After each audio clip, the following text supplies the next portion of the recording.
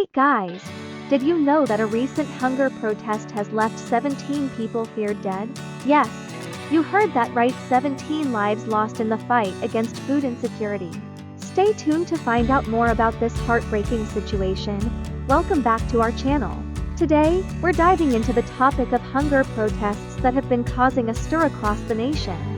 These protests have not only sparked outrage but also raised concerns about the impact on various companies and businesses. Let's dig deeper into this pressing issue. The central issue at the heart of these hunger protests is the widespread food insecurity that plagues our society. Economic factors play a significant role in exacerbating this crisis, pushing many individuals and families to the brink of starvation. The lack of access to affordable and nutritious food has fueled the public outcry and led to these demonstrations.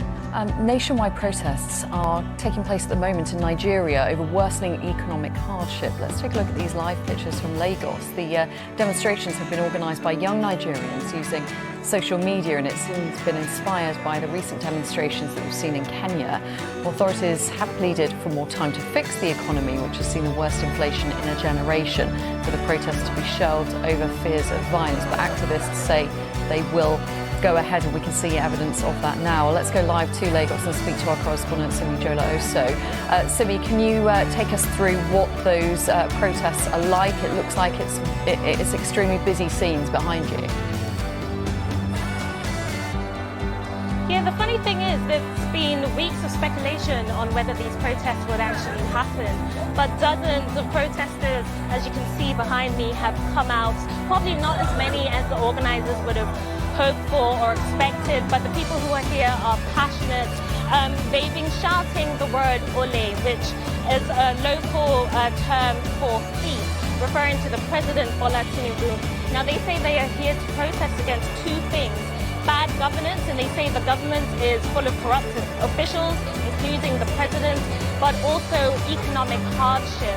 Now, Nigeria has been struggling economically. Inflation has passed 34%. The cost of food, the cost of goods, the cost of fuel has tripled over the last year, and they say it's because of government policies that were implemented over the last year, including the removal of a subsidy that was meant to keep the price of fuel low, and also the detaching of the local currency, the naira, from the US dollars. And as a result, goods and food prices have been going up. One person told me while they were marching, he said, "We did not dethrone a military dictatorship to put a civilian dictatorship into power," and saying that the people are taking back their power. The government has urged protesters to be patient, saying that they are going to put in policies in place that would help relieve the hardship that people are facing. Earlier this year, they distributed grains from the National Reserve. They also gave temporary cash payments to very poor families. But the protesters here are saying it's just simply not enough, and they plan to come out for 10 days or until the government do something to make lives easier. We're seeing live pictures. There's a lot of police presence there. At the moment, are you seeing any violent activity, or is it a peaceful protest at the moment? No, it's been fairly peaceful. They wanted to gather in front of the State House of Assembly and in front of the State Governor's office, but the police had blocked those roads, so they started from a different area, and they marched down to this area called Ojota. This is the area that the government designated for them to demonstrate. And throughout the march, we've been walking for about 45 minutes, if not longer than that. And throughout the march, they've been walking alongside police officers who were kind of seemingly protecting them, and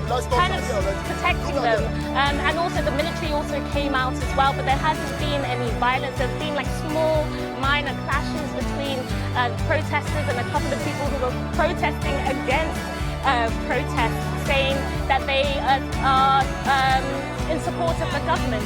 But yeah, no violence so far. The different factions of protesters, the people behind me, the people up ahead as well, and going into the park where the police chief was talking to them earlier on. But we'll still be here for a little while, as it seems that people are still joining and shouting and trying to get their voices heard. Okay, Simi, we'll have to leave it there. Thank you very much, Simi Jola-Oso there. As we delve further into the context of the protests, it becomes evident that government policies play a crucial role in perpetuating food insecurity. The failure to address the root causes of hunger and poverty has left communities struggling to feed themselves. The protests serve as a stark reminder of the deep-seated inequalities that exist within our society and the urgent need for systemic change. The protests reached a boiling point when demonstrators took to the streets, demanding immediate action to address the food crisis.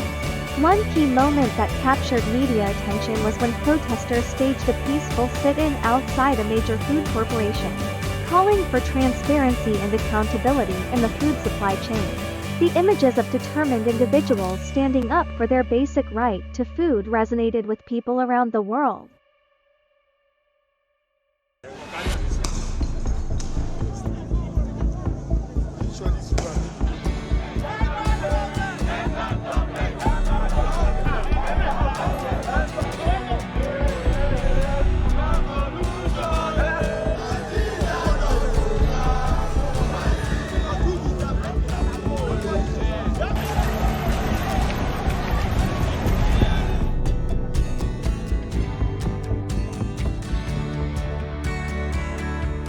Now we shift our focus to Nigeria. It is Africa's most populous country, home to over 200 million people, and a lot of those people are angry.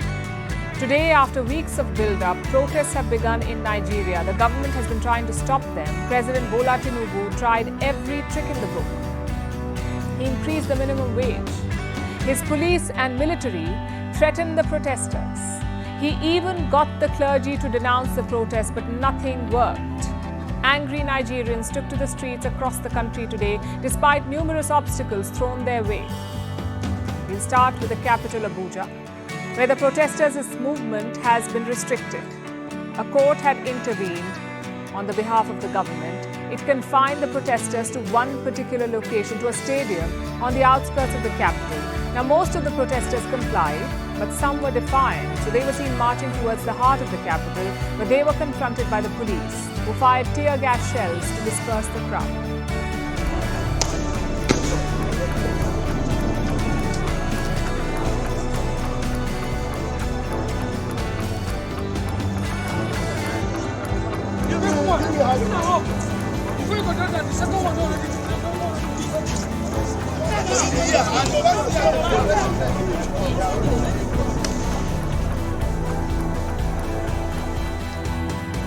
Then there was Lagos, Nigeria's largest city.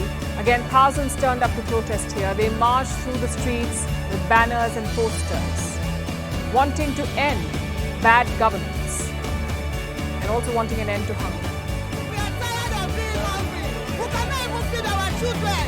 One tuber of yam is 5,000. We cannot buy tomato and pepper. Pepper is 1,000. The poor cannot survive. Please, we need you to change the government. And we are not going to stop until every Nigerian can live comfortably in Nigeria.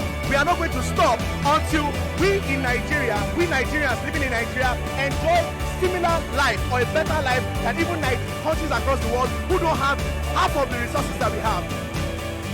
Some of the biggest demonstrations took place in Kano, Nigeria's second largest city, located in the north of the country. Thousands had gathered in Kano to make their voices heard. The Nigerian police fired tear gas and live bullets to scare them away. They also doused the protesters with hot water, but the demonstrators were undeterred. However, things did get ugly in Kano. Some protesters set tires ablaze near the state governor's house. The police shot at them. At least 4 people were wounded. So that's the situation in some of the bigger cities in Nigeria. The protests are taking place nationwide in some form or the other. They're being organized online under the hashtag #EndBadGovernance. And the protesters are in it for the long haul, it seems. Look at this post. The protesters have created a list of do's and don'ts. They're telling people to wear comfortable shoes, to carry water and sunscreen and power banks so that their phones are always charged, and they can share videos of police brutality in real time. As you can see, this is an extremely well-organized protest. The demonstrators are determined to bring their government to heel. Why? Because they're angry. Angry about the cost of living crisis in their country. Inflation crossed 34% in June, the worst level in 28 years. Food inflation is even higher. It was about 40% in the month of June. People are struggling to buy food. They're hungry. They want the prices to drop. President Bola Tinubu is being blamed for this inflation.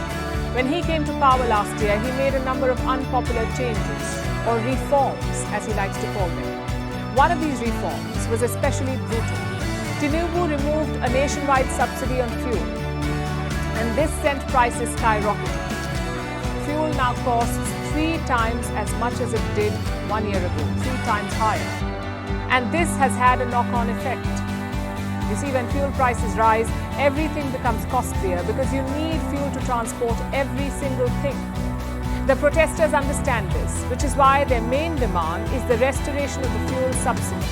If the subsidy returns, prices are expected to crash and people should be able to afford food again. That's the theory anyway. But will Tinubu listen? Find out soon enough.